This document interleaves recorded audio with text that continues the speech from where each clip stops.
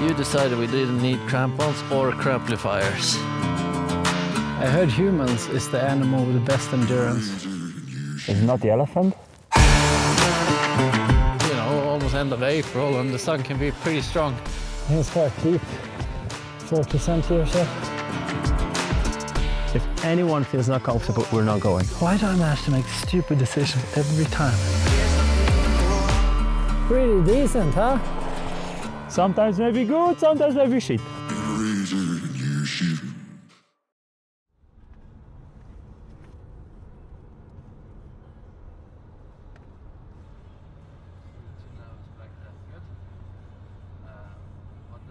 Good morning. It's well before sunrise and we drive about an hour from our home in Flims to the beautiful Lukmanier pass to perhaps try some mitigation strategies and ski a sick line.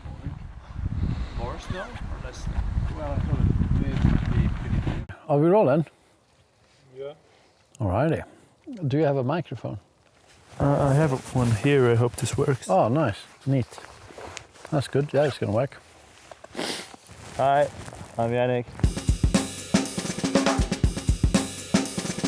Studied environmental sciences and skiing quite often in winter.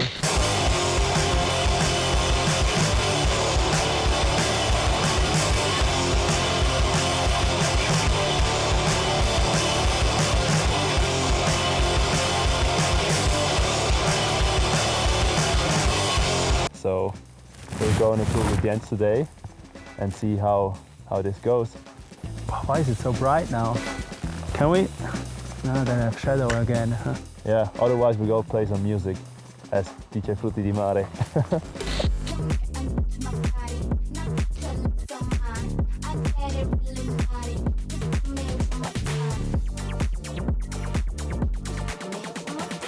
You decided we didn't need crampons or cramplifiers. I'm on new lightweight boots today, and skis, so I think you'll still beat me to the top. I want to start walking. I wear no long johns and it's below zero, getting nippy.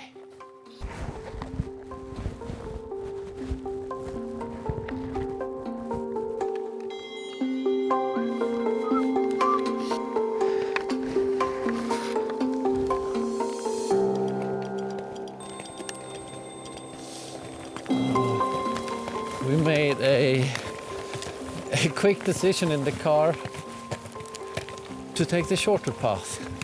Coming up here on the side of the dam, and I don't know, could be a win, it could be scary. Sometimes you win, sometimes you lose. Yeah. Jen, you need to stop.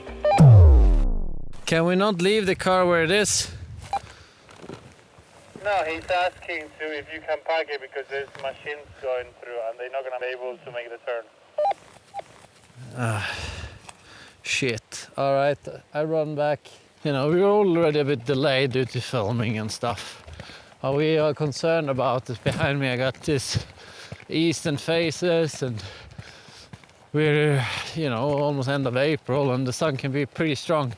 So we fear the sun heating up.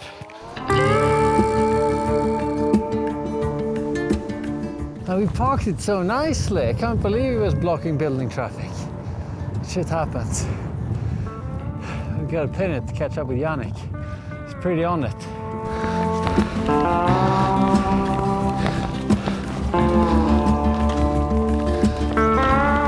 Oh no. It looks totally overexposed, Carlos. Having touched the snow on some of these east faces where there's some wind protected pockets, snow feels so good. Lovely dusting on nice crust. Feels so skiable. But we're gonna ski a bit more northern, so we might not get any of that. How are you feeling? I'm a bit sleepy. Yeah, me too. I felt better in my days. I heard humans is the animal with the best endurance. Sorry? Humans, we have kind of the best endurance. Or one of the top. Is it not the elephant? Yeah, they're probably quite fast, but considering how big they are. Maybe it's the elephant or... Does someone of you guys have here some sunscreen? Yeah, did you forget? Yeah. Too early with waking up just after 3 for you? Yeah, I mean, there is no sun at 3 in the morning. Yeah. That was the first thing I did this morning, brush my teeth, and last night I even put the sun cream next to my toothbrush so I wouldn't forget. I even sun creamed my thighs. I was expecting to get sunburn on my right thigh because I like to open this vent and then show my extremely pale Swedish skin. And I get hell sunburned on my legs. So in today's snack bag we have mango, of course, with dates, 2 barbells, macadamia, salted and roasted, half a leberwurst. I already peeled the skin off so I can eat it like a banana. Are you jealous? No, really not. It doesn't taste so much like liver. Yeah, so that's today's snack breaks.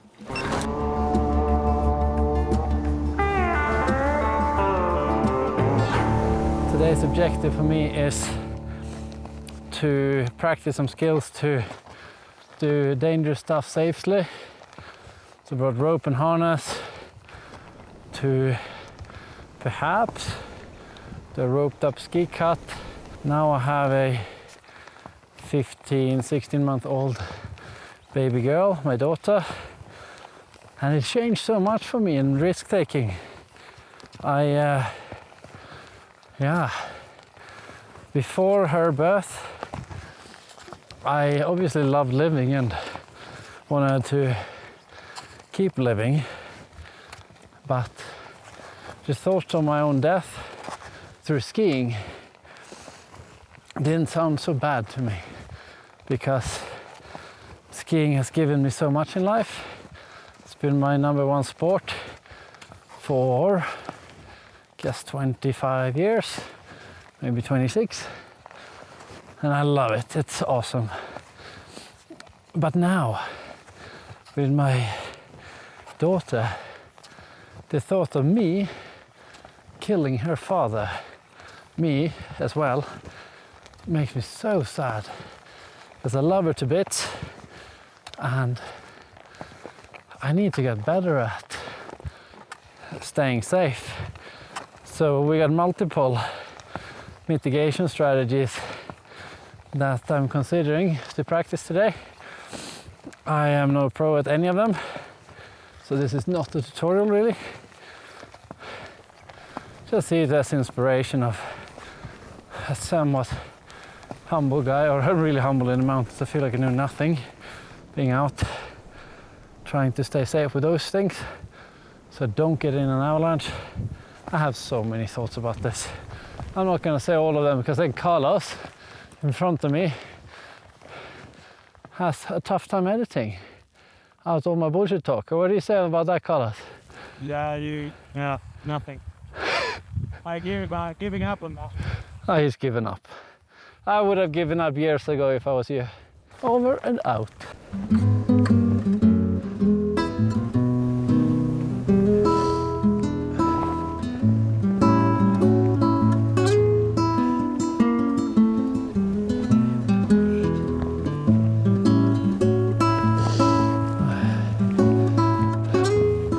Breaking trail, so hard.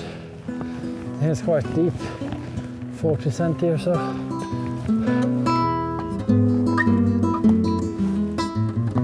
Now a little boot pack up here. There's not much left, almost there. 80 vert maybe. Bring crampons and axe, if there are any rocks. Or ask me. Yeah, because you did bring it and I could have borrowed your crampons if we adjusted. I don't know, my ego got in the way, so I learned that too. Do you need anything? Crampons or ice axe? Well, all of it would be nice to have had already. Because I hate scrambling on rocks where I start feeling a bit scared of heights. Then I'm like, I really don't want to slip now.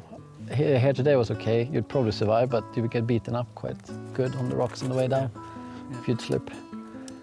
Why do I manage to make stupid decisions every time? Go and do something gnarly. I think I'm going to do everything I can to keep this safe. And then I don't. If I can leave the crampons and axe. Could have said yes to Janic's crampons, but he could have used them. Now I think we're on top of the main face. Looks scary.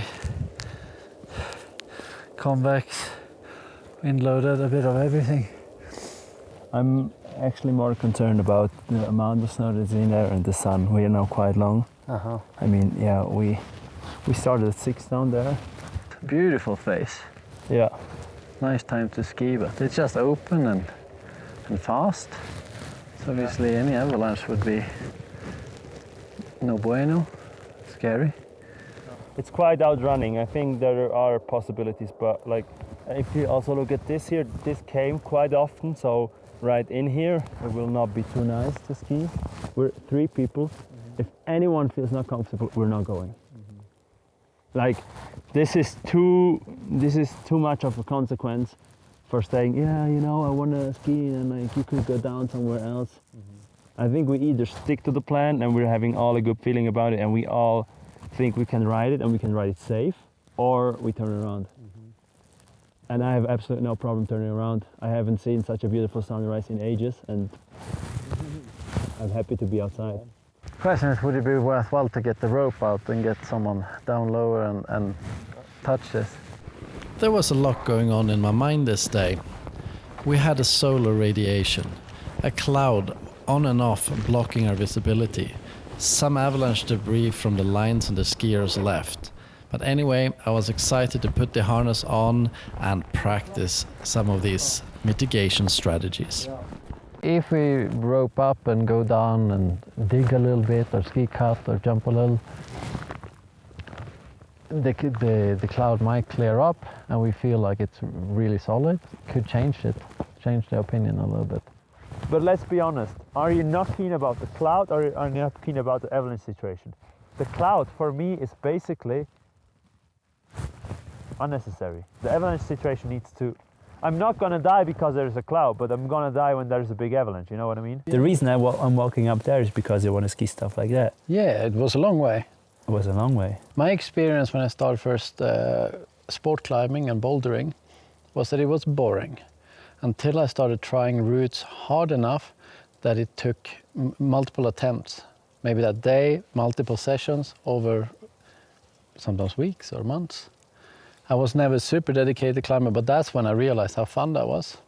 Nah, I'm not sure about it. I don't think that this here is limited by what you can and what you cannot. And let's imagine you go 3 times up and you bail 3 times, the 4th time you go up, you won't bail anymore. And that's super dangerous, you know what I mean? The 4th time could be the worst conditions, but you're like, I walked up here now 3 times and I'm gonna go now. I think that's a bit the difference, but I totally get your thing that if you're in a learning curve that is limited by yourself and you're making that progress, that feels really nice, even though if the learning curve was maybe harder than you expected it to be. But the size, the steepness, it's, you know, it's on my edge of my comfort zone, which means I want things to feel pretty good. I want to feel quite confident about the snow situations. From my side, I'm actually never happy to be on the edge of my comfort zone, because then I have 0 possibilities to mitigate stuff. That's maybe the same as we talked on the way up, you know. If shit goes wrong, you still need to have some capacity to make it work. Yeah, I'm still leaning towards a no, but I want to go down and have a look. What about standing on it with your boot? It's a Dyneema, that's why I'm not too scared about it, to be honest.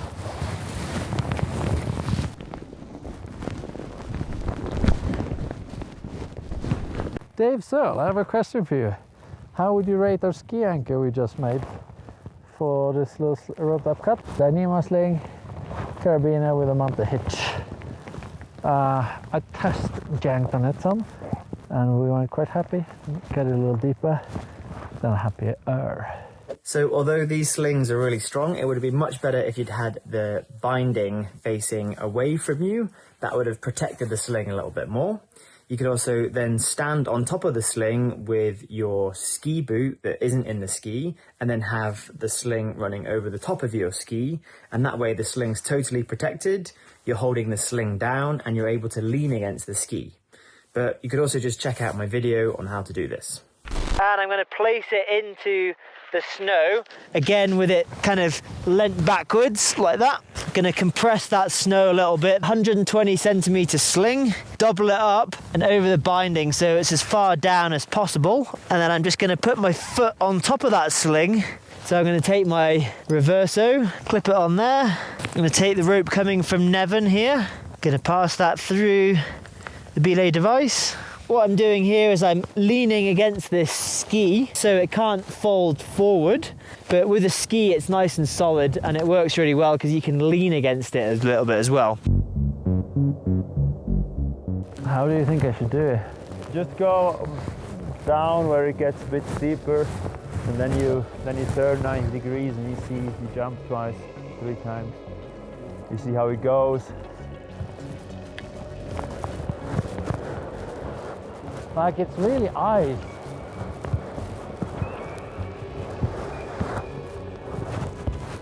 Like, you know, it's this much snow on this sun-baked from weeks ago.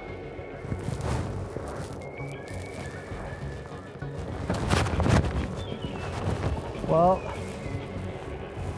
give me a little bit more. Give me a little bit more.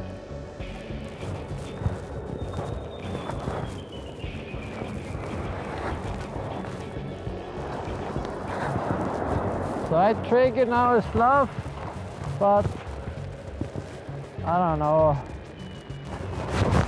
Like, it's fucking firm.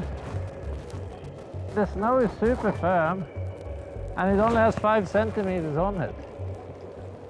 But when the slough was gone, is it then firm?